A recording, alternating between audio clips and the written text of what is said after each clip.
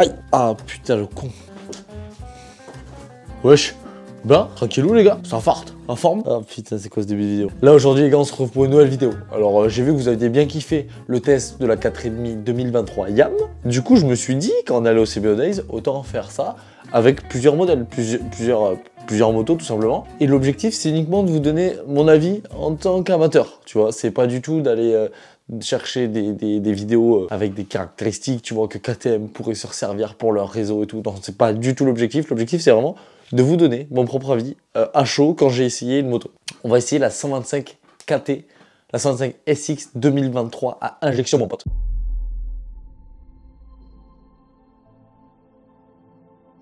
Alors c'est uniquement en fin de vidéo que je vais vous parler technique, toutes les nouvelles caractéristiques qu'il y a eu sur cette moto. Mais à ce moment-là, quand je regardais la moto, au début j'avais eu un peu de mal, avec ses formes vachement piquées, vachement plus directes que sa sœur, la 125 SX de 2022. Mais quand je l'ai vu en vrai, mon avis il a complètement changé. C'est vrai qu'on dit souvent que lorsqu'il y a des nouveautés, on a du mal à s'y adapter, mais là c'est vraiment le cas. Quand je l'ai vu en vrai, la moto je la trouvais juste magnifique. Alors, on va direct casser le tabou ou quoi qu'il y a eu dans le titre. C'est la 125, la plus chère de toutes. comme ça c'est dit. Alors, la 125 YZ, elle sort à 8400 €. Ok, tu notes. La 125 Gaz, j'ai pris que les références des sites officiels, tu vois, pas les sites émergents et tout ça qui mettent des infos, parce que je me suis dit que sur les sites officiels, c'était officiel, tu vois. Jusque là. Il est pas con le con. La 125 Gaz, elle sort à 8575 €. Et la 125 KT Biz, la 125 Husky, parce qu'en soi c'est exactement les mêmes, elles sont toutes les deux injections et tout, elles sortent à 9300 Chico. J'ai plus de batterie sur la caméra. Oh le Mongolia. Putain ça filmait pas, je viens de faire tout le speech. Et tu me crois si je te dis que ça filmait pas? Ah le Mongolien. Moi quand j'ai vu qu'elle coûtait ce prix là la moto, je me suis dit mais est-ce que ça vaut vraiment le coup de mettre quasiment 10 000 balles dans un 125 pour s'amuser, tu vois? Je me suis dit, est-ce que cette moto vaut le coup? Donc c'est la seule 125 que j'ai essayé cette année en 2023. Je me suis dit, je suis trop curieux de savoir. Et aussi les gars, je tenais à vous dire un grand merci pour Cross Star, le projet là qu'on a sorti en début août.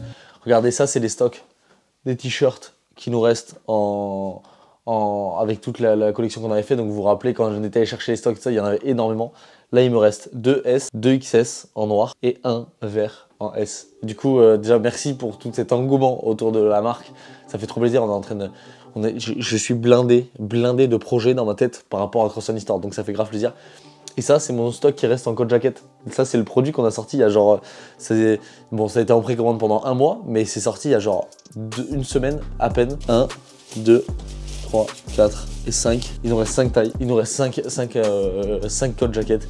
Du coup, ça fait trop plaisir. Genre, merci beaucoup pour tout cet engouement et tout le soutien que vous me donnez grâce à ça. Et c'est grâce à ce genre de choses qu'on va pouvoir enchaîner sur des nouveaux projets, vous faire des nouveaux concepts, des nouvelles vidéos. Et ça fait plaisir. Ça fait grave plaisir. Donc, si t'es chaud pour te servir des dernières tailles qui restent, n'hésite pas, c'est sur le site internet. Voilà. Ok. Merci. Le petit 125 KTM 2023. Une petite injection comme un 4 attaques. Je sais pas pourquoi je prends ce bois. On va essayer ça. Donc il y a 3 choses avant de commencer cette vidéo qui sont hyper importantes. La première, c'est le fait que je ne sais absolument pas rouler en 125. Donc tu vois, tu prends l'échelle des pilotes en 125, moi je suis tout en bas. Donc en fait, si j'arrive à m'amuser avec cette moto, c'est qu'elle est plutôt performante. Tu vois ce que je veux dire?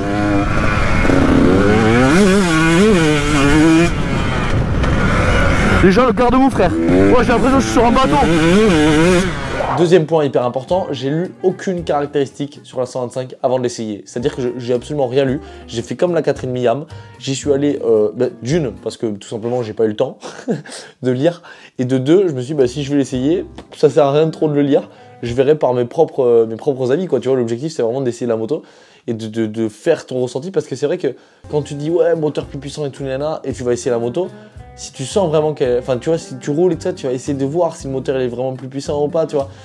Et on a tendance à se faire un peu influencer dû aux informations qu'on voit avant. Du coup, je me suis dit, je lis aucune caractéristique. Donc ça aussi c'est un point qui est important à prendre en compte, parce que ça se trouve ils ont fait des changements que moi j'ai pas du tout ressenti, parce que j'avais essayé la 125 KT de 2022.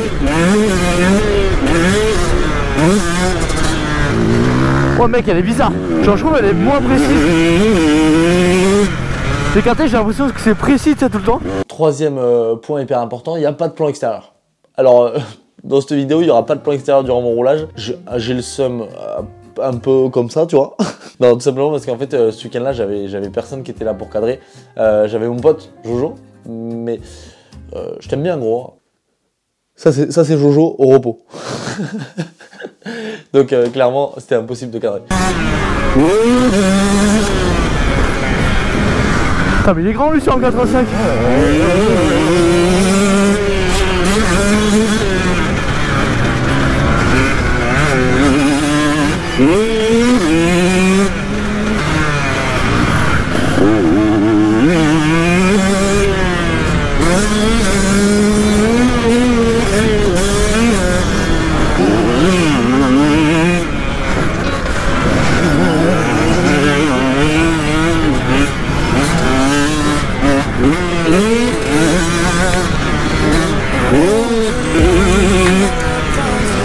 Après ça marche angulé.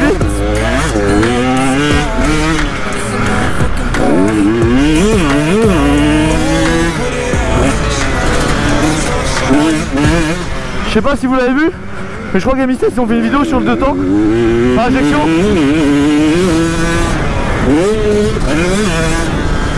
Du coup si vous voulez du technique, c'est là-bas qu'il faut aller.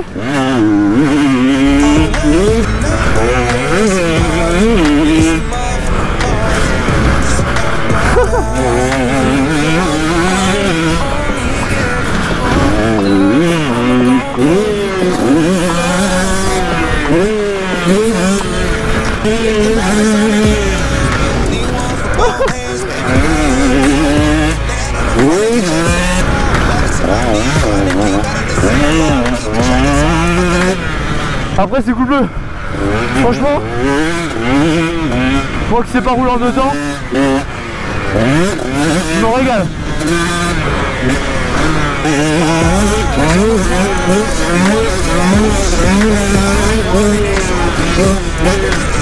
En fait ce que j'ai fait c'est que j'ai regardé aucune caractéristique des motos qu'il y avait. Comme ça en fait quand je me suis dit je vais aller les essayer, je vais faire mon propre ressenti. Je vais pas être influencé parce qu'il est sorti des essais presse, tu vois. C'est mon objectif. Du coup là, franchement je me sens une moto maniable.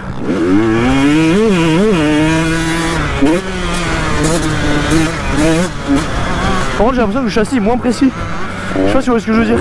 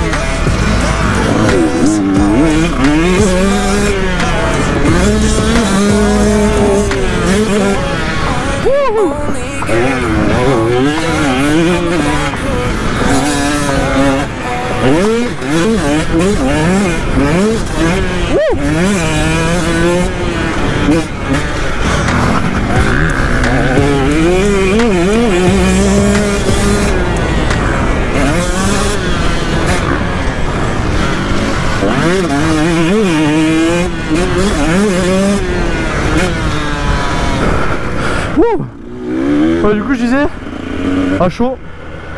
Oh, j'ai trop soif. J'ai l'impression d'avoir une moto, un châssis moins précis.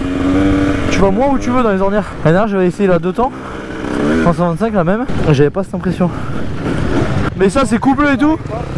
C'est couple et tout, franchement je pense que tu vas te régaler. Eh voilà, que pasa después? Que dice, que dice?